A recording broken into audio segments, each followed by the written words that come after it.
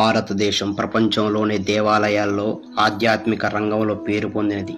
అదేవిధంగా తెలంగాణలో కూడా దేవాలయాలు చాలా ఉన్నవి. కానీ నాటి ఆంధ్రప్రదేశ్ ప్రభుత్వం తెలంగాణలో ఉన్న దేవాలయాలను సరిగా ఆదరించలేదు, నిధులు కేటాయించలేదు. దీని వలన తెలంగాణలో ఉన్న దేవాలయాలు శిథిల వ్యవస్థకు చేరుకున్నవి. చాలా దేవాలయాలు నామరూపాలు లేకుండా పోయినవి. శిథిలమయ్యే దేవాలయాల్లో బూరుగడ్డలో ఉన్న ఆది వరాహ లక్ష్మీ నరసింహ వేణుగోపాల స్వామి దేవాలయం ఒకటి. ఈ దేవాలయం సూర్యాపేట జిల్లా కోదాడ మండలానికి దగ్గరలో ఉన్నటువంటి హుజూర్నగర్ మండలంలో బూరుగడ్డ అనే గ్రామంలో కలదు.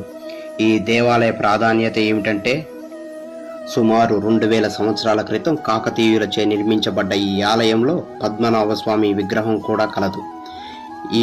ఈ ఆలయంలో పూజలు కూడా తమిళనాడు సాంప్రదాయం ప్రకారం మాత్రమే జరుగుతాయి.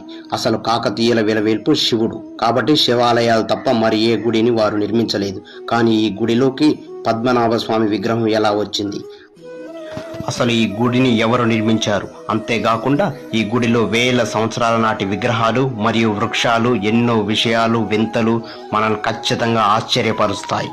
ఇంతటి ప్రాచీన చరిత్ర కలిగిన ఈ గుడిని చూస్తూ ఉండలేక మేము ఈ గుడి యొక్క చరిత్రను యావత్ తెలంగాణలోని ప్రజలకు తెలియజేయుట కొరకు ఈ వీడియోస్ చేయడం జరుగుతుంది.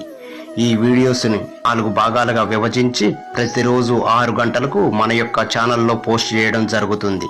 మీరు ఖచ్చితంగా మా వీడియోస్ చూసి లైక్, షేర్ చేసి మమ్మల్ని ఫాలో అవుతారని అనుకుంటున్నాం.